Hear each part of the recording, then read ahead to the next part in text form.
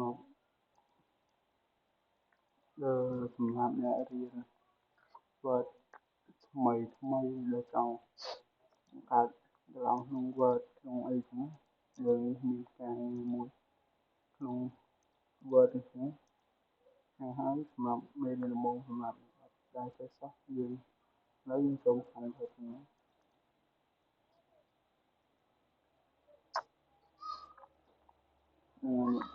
សម្រាប់អ្នកអត់ទាន់ចេះសោះឥឡូវមកមើលក្នុងនៅក្នុង Microsoft Word 2019គឺដល់ពេលយើងបើក Microsoft Word មកមេទៀងផ្ទាំងយើងឲ្យយើងរើសហើយយើងចង់រើសមួយហ្នឹងហើយខ្ញុំរើសមួយនេះឬក៏យើងអាចយក new ក៏បានដែរ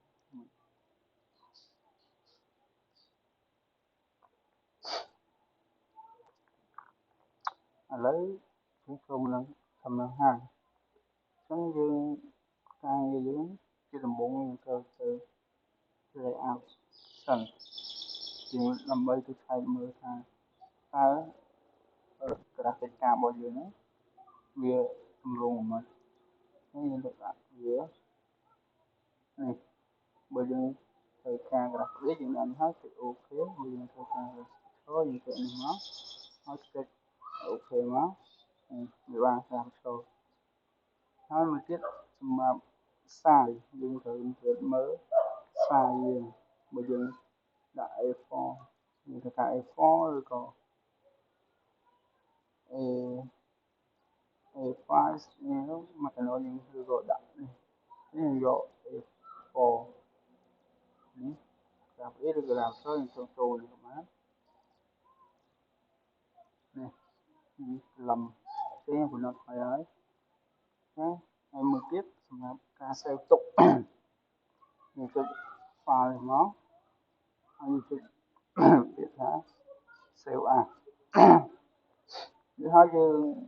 សេវទុកនៅក្នុង folder ណាមួយឬក៏ចូលមកក្នុង desktop ដើម្បីយើងបង្ហាញលើ desktop របស់យើងចូលឡើង desktop ហើយយើងក៏ដែលថាយើងចង់បានដាក់ក្នុងអីមួយនេះខ្ញុំវាថាខ្ញុំឯកសារអញ្ចឹងមានន័យថារាល់ពេលដែលខ្ញុំវាយឯកសារណានេះទៅខ្ញុំដាក់ក្នុងឯកសារហើយបើបងប្អូនចង់បាន folder ថ្មីអញ្ចឹងយើងចុចថាពាក្យនេះ new folder នេះ new folder មកនេះ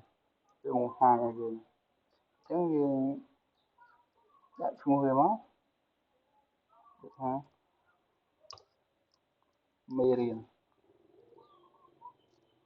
ចឹងមកមេរៀនទីមកទៅមកឲ្យគេដាក់មេរៀនស្រុកពេលយើងរៀនទៅហើយយើងចុចមក scan លើវាពីមក scan វាពីដងវាហើយនេះយើងដាក់ថាមេរៀន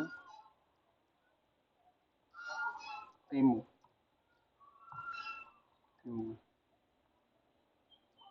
នេះ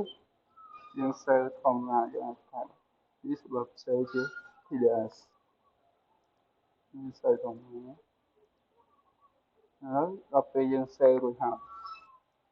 យើងសេវហើយយើងចាប់ដាក់មកកំណត់ font តើយើងចង់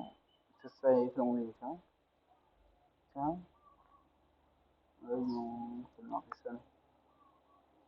ដល់វាធំពេកអញ្ចឹងឥឡូវយើងដើម្បីចូលក្នុងកន្លែងយើង insert ចូលក្នុងកន្លែង insert យើងចុច tab bar ម្ដងអ្នកនរគ្នាចូលមកតែយើងអូសតែមកយើងត្រូវការបានលើ3 1ឬក៏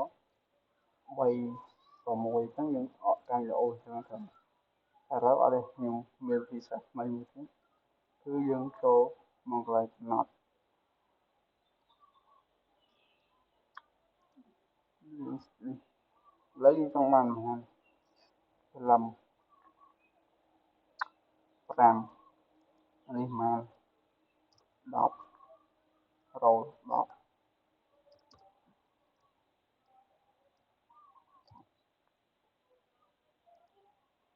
10 xong đó lấy dân mười anh ấy họ lầm muối chỉ bảy bốn gram đo về rồi muối chỉ bảy bốn gram cho muối phơm bảy bốn đo sáng anh ấy xong làm nè xong một thợ lỏng xong rồi mùi đây là bồn trứng dương trùng hũ trong bột não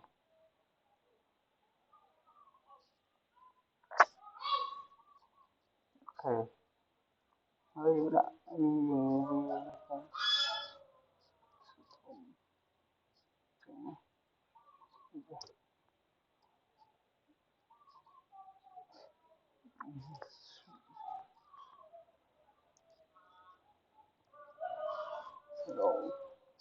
đi còn dùng vậy đặt ra e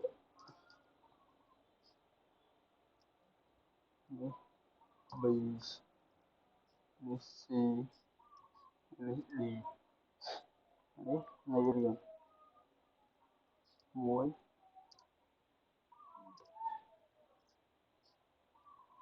quý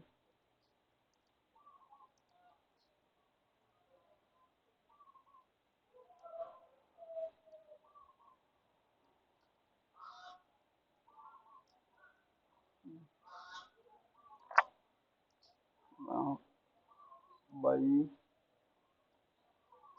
bốn gram muối chín bảy gram muối đấy dừng lại hắn lại riêng cái bây giờ trong rồi bia trà tomat nhưng rồi trong đó gakដូច Excel វានៅកន្លងមកហើយស្រាប់ហើយយើងអាចធ្វើដូច Excel បានចឹងណាឈ្មោះឬក៏អីចឹងចុះអាចឈ្មោះសិស្សឬក៏នេះទៅហើយសម្រាប់មេរៀនដំបូងហើយមួយទៀតសម្រាប់អ្នកអត់ដែលចេះកើតកន្លងធ្វើអីនៅក្នុង Word មិនអីចឹងចង់បានមេរៀនថ្មីកុំភ្លេចជួយចុច Subscribe និងចុចរូបកណ្ដឹងដើម្បីបានមេរៀនថ្មីហើយបើមានចម្ងល់ត្រង់ណាដែលមិនយល់ឬក៏មិនទាន់អាច comment ខាងក្រោមដើម្បីទទួលបាននូវវីដេអូថ្មី